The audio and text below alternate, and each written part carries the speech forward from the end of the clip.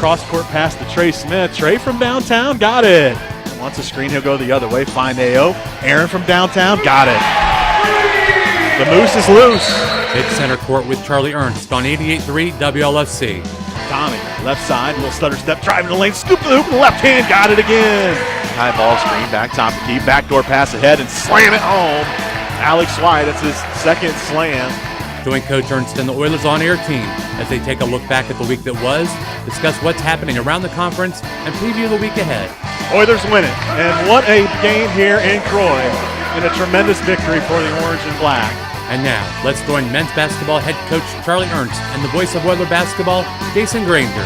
Hello and welcome to Center Court with Charlie Ernst. My name's Jason Granger, and right now joined by the coach. And Coach, 3 games in and 3 wins, and got to be pretty happy with the start of the season. Saginaw Valley came to town, and they challenged us maybe in some different ways that the first 2 teams didn't, and come out with a 13-point victory.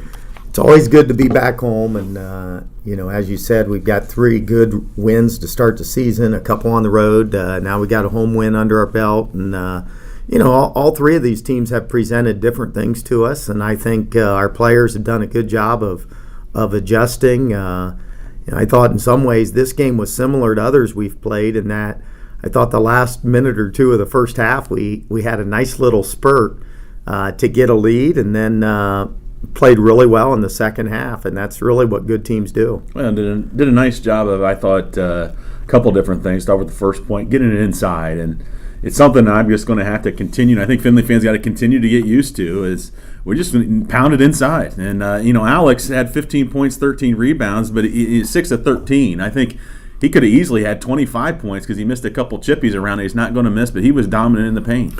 Well, yeah, without a doubt. When you start 2 bigs, that you would be silly not to get the ball to the paint and look for those matchups and try to find kick-out threes and get the team get your opponent in rotation.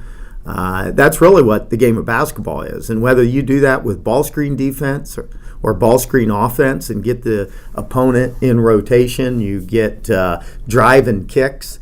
Ultimately, that's what you're trying to do. And the old school way of doing that is to get the ball inside.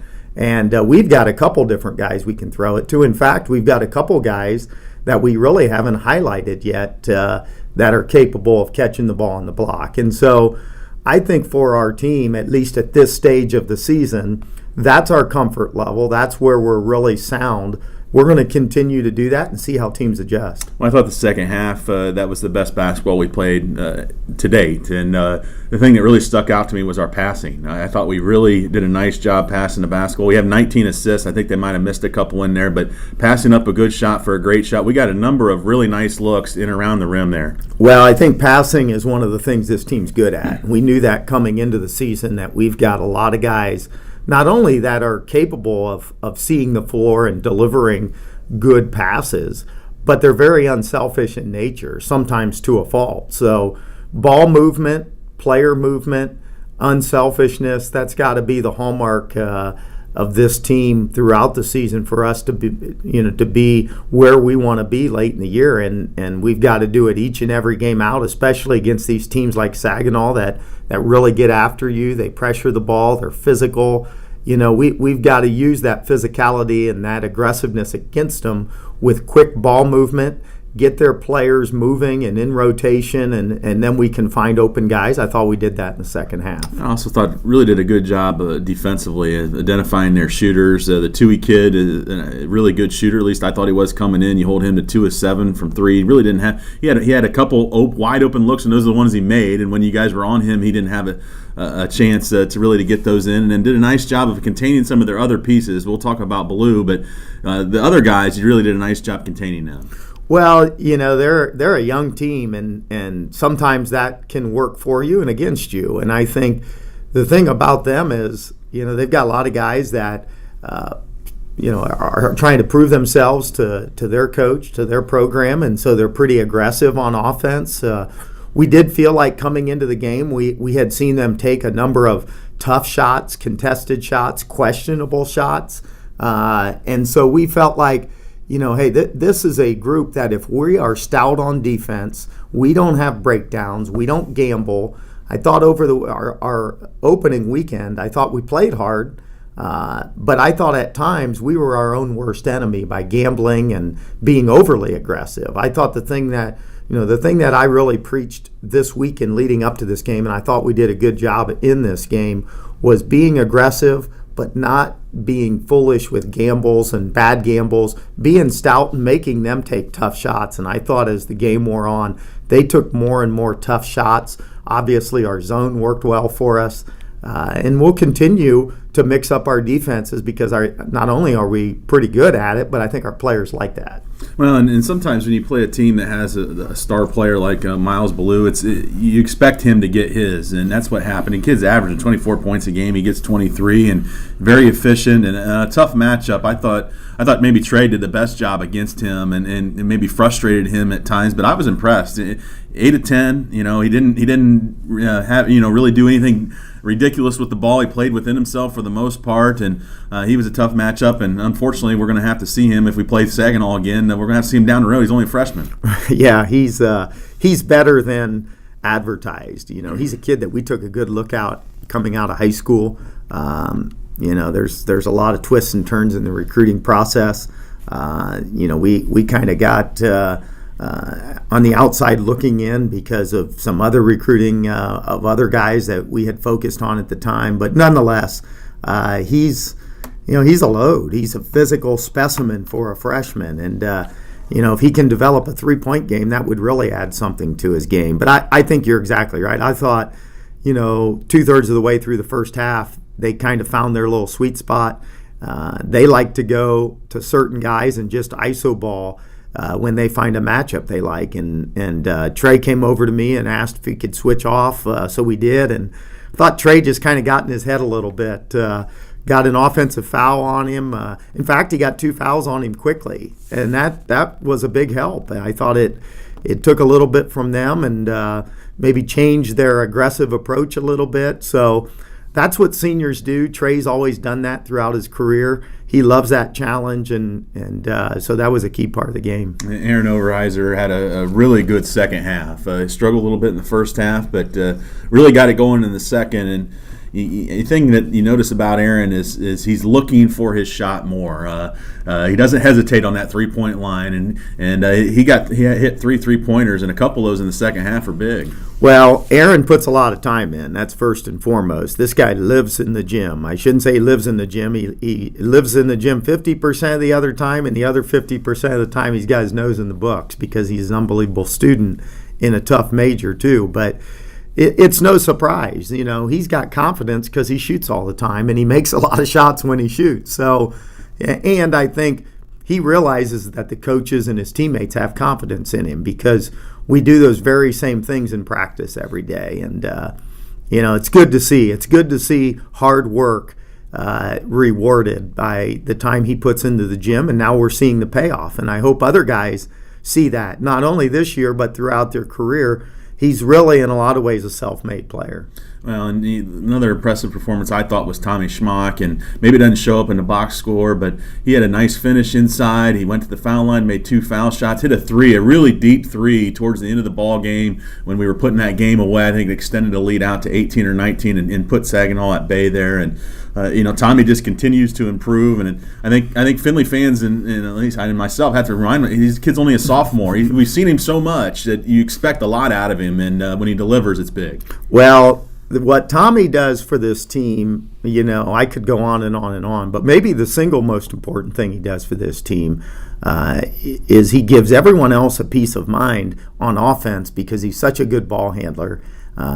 Regardless of the kind of pressure our team sees, he does a great job of handling that, and that's important. And they are a team that extends their defense. They try to get in the passing lanes. That's hard to do, leaving people on an island guarding Tommy.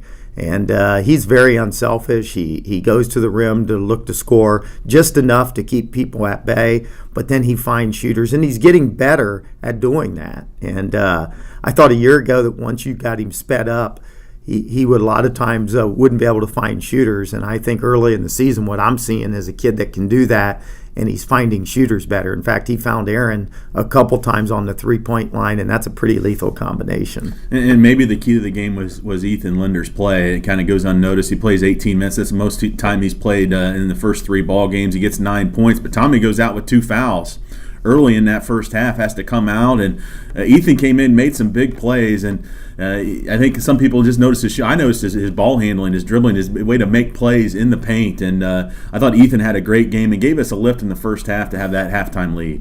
Well, Ethan's a real key guy on this team. He's right up there with one of the most important guys, because we're not a team that's stocked full of ones and twos. We've got really good players with what we do have, but he's an important guy, and 18 to 20 minutes is where we've wanted him all year.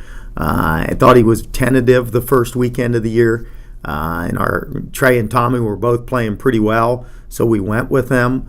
But the 18 to 20 minutes that he got against Saginaw is going to be where he should be at all games, and whether it's regardless of foul trouble. So we need him to continue to grow, show little strides each and every game. I have no reason why to think that won't happen. He's been working hard in practice. His players, his teammates know we need scoring from you, so you'd have to come in and be aggressive because you're good at that. I thought our conditioning paid off as well, and maybe it's the fact that we could go a little bit deeper in our bench than Saginaw, but I thought it was interesting that Saginaw, especially in the second half, slowed down the game. They'd get it across the half court, and then they'd stand and hold the ball, and they'd run the shot clock down. We defended for a full shot clock time after time, and they would miss. We'd get the rebound, and you can talk about individual big plays, but I thought collectively our conditioning, our defense was the difference. Well, we started to mix in our zone. We did some pressing that kept them a little bit unsure. And then we backed that into a zone, and we trapped in that zone at times, and then we switched back to man-to-man. And normally what happens when you play a young team, they have a lot of people out there trying to tell teammates where to go, and what they forget to do is be aggressive. And I think that's what happened. They were a little unsure how to attack it. They probably had 3 coaches over there telling this guy to go there and that guy to go here, and players uncertain, and then what happens is it tends to happen, especially early in the year with youth, is that sometimes the best thing to do is to just keep playing aggressively, attacking gaps. We got them standing around a little bit. No doubt in my mind that helped a great deal. Well, in the end, it ends up being a nice home victory, 79-66. The Oilers moved to 3-0 on the season, and then turn their focus to the defending national champions, who will be here today in Croy for a 7 o'clock start, and we'll talk about that when we return on the home of the Oilers, 88.3 WLFC. Chances are there'll never be an emergency ever again. But just in case, let's talk about a plan. Okay. Who is going to grab the go bag? What's a go bag? It is a bag we do not have that is filled with things we really, really need in an emergency. Guess we won't have to worry about it then. Well, this is great. I am so glad that we don't have a plan. I know. Winging it is not an emergency plan. Make sure your kids know what to do during an emergency, who to call, where to meet, what to pack. Visit ready.gov/kids for tips and information. Brought to you by FEMA and the Ad Council. Hey everyone, let's all stop what we're doing and take a moment. You see?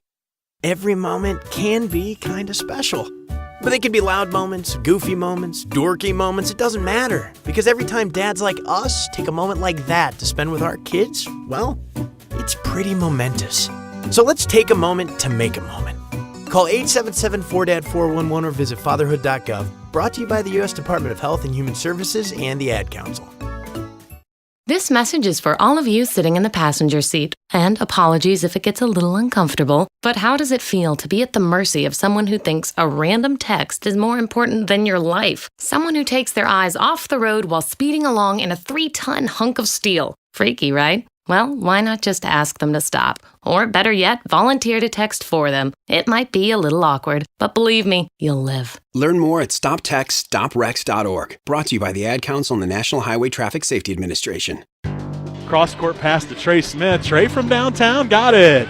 Tonight, your Oilers men's basketball team is at home as they take on the Bulldogs from Ferris State University. Tommy, left side, little stutter step, driving the lane, scoop the hoop, left hand, got it again. Jason Granger will have all the action from Croy Physical Education Center. Pre-game at 6:40, tip-off at 7 o'clock. Aaron from downtown, got it. The Moose is loose. This is your home for Oiler men's basketball, 88-3 WLFC. Welcome back to Center Court. Still talking with the coach, Charlie Ernst. And, Coach, this tough schedule continues. And, I think it's something that we'll talk a little bit about the schedule before we get in the game. It's something when we made the move to the GMAC, and it's no disrespect with the GMAC at all. That's not the point I'm trying to make. But the schedule seemed to have picked up, with the type of teams. Maybe it's just because now we're playing old GLIAC teams. But the tough schedule, last year was tough. This year, no different. Yeah, I've had a few people in the offseason say, hey, Coach, I understood your tough schedule a year ago, but I'm surprised that you went and did that again this year with such a young team. And, part of that's by design and part of it's not. I mean, the reality is it's not easy to schedule at Findlay. There's not a long list of teams waiting in line to play. So you take what you can get. And I've heard some interviews by Ferris State's coach this year, and his program is similar now. And that scheduling is sometimes is not as easy in the science that some people think it is. And but we went on the road last year. We played some really tough games in November on the road, and now we get the reward of having these teams back on our home court. The reward is not necessarily to play Ferris State because they're very good, but it's that we get to play them in Findlay rather than up at Big Rapids this year. Well, I think the interesting thing about Ferris State and Findlay is we've been playing for a number of years and had some great games. And I think it's, from a fan's perspective, you say, well, we owe these guys. We lost an overtime game in the regular season. We lose a tough game for the regional final. But these are two different teams. These are totally different teams. And the fact of the matter is maybe we don't know each other all that well just from the standpoint of everything so new and different. I think that's true. Probably. We've both, tweaked our styles slightly, but at the end of the day, we have the same coaching staffs. So we're going to coach and drill what we are comfortable doing. So the personnel piece, now that's a bit different. The guys they're going to roll with and rely on for the most part are going to be some players that we're familiar with because they played important roles last year. And then one of their new pieces, when we played Toledo in that exhibition game, he was in their starting lineup. So, I think our players have a pretty good feel from a personnel standpoint. But I think their style of play is a little bit different. They're still very talented. They're still very big. And they've still got good depth. So, we're going to have to, regardless of the fact they have a lot of new guys on the floor, it's still going to be a war in a lot of ways. Well, and this is a team that's definitely battle tested. If you can say that, only a few games into the season, they've only had one home game against Fanshawe, and the rest have been on the road, and they played at some tough places. They've won over West Virginia and played a couple GMAC teams, and it's tough to play that far away from home. Then Northwest Missouri State might be the best team in the nation. They haven't even been close all season long. Fairmont State, and then we know how good Hillsdale is, and they've won all but one of those games, so this is a good team. Well, yeah, that schedule that I'm looking at right there is as good as anyone, maybe the best schedule anyone's played in the country, or at least right up there with them. And, that goes back to what I was saying. I think Andy Bronkma, their head coach, is finding out what life is like when your program gets really good and you have to put a schedule together. Sometimes the only teams that you end up playing are the other teams that are really good. And that's okay when you're really good, but when you're in a rebuilding mode, it can be difficult. But I think it's a testament to where their program's at. They lose all those guys, all those seniors, and then Hankins moves on. And they're still 5-1 against that schedule. That says a lot about their talent. Probably what it says the most about is their culture and their belief in that they're going to win. And that's so important in sports, and basketball is confidence and swagger. They have that. Well, their leading scorer to start the season is DeLangelo Hughes, and he's a lot like Trey Smith, I think. I mean, he's a guy that we didn't hear a lot from maybe his freshman and sophomore years. He's had to wait behind some really good players, kind of like Trey had to, and here he is, and he's having a great start to his year. Well, he is, and he's an aggressive offensive player, probably more so than Trey. In fact, more so than I was expecting coming into the year. His role has been much different the first 2 years at Ferris. So he's a guy I didn't realize could score it the way he can. They're giving him much more freedom.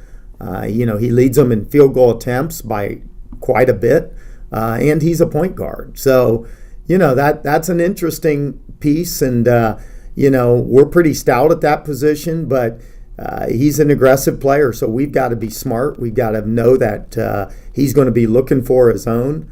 And we got to stay out of foul trouble against him. They have two really nice post players, and I'm probably leaving another third or fourth one out. But the ones that stick out to me, Taylor Adway and Cole Walker, and you look at those two guys, and I think the worry comes in with Alex and Aaron of getting in foul trouble with a player like Adway, who's very physical underneath.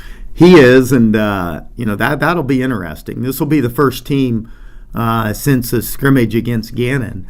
I feel like where we've maybe Quincy. But where we're going to be playing against two true bigs at the same time, which is what we put on the floor. So, in some ways it feels good because you match up well. On the other hand, sometimes I like the fact when teams play a smaller four. And coming into the year, I thought they might, but they've really moved Marquise Mayfield more to a 3 now. So that'll be interesting to see. And you're right, we've got to stay out of foul trouble, although we've got a strong bench. If I have to play Brady and Devin Moore and Katwan, I'm confident in all of those guys. So it's going to be a physical game, and it'll be interesting to see how the refs call this one. And, you look at their roster, and all these guys that they all play substantial minutes as well. It's got to be tough from a scout standpoint of, what does this guy do? What does this guy do? Then you added the fact that Deshaun Thrower, who's probably their best overall player, has only played 2 games because he plays on the football team, so you don't know whether or not he's going to be there or not. Now, interesting enough, he played during the week against Hillsdale, so I imagine he's going to be here on today. Well, yeah, you would expect him to play, and we expect him to play. We found that most teams, their better players seem to be ready to play when we play them, and we will prepare. We'd be foolish not to. I mean, he was the difference in the regional championship game a year ago. We know what he's capable of. Hopefully, he'll be a little rusty, But you're right. I think once we get a beat on their personnel and we've worked hard and we understand strengths and weaknesses, I think the second thing you do is you kind of look at, what combinations of players for them should we expect? What can we do against those combination of players?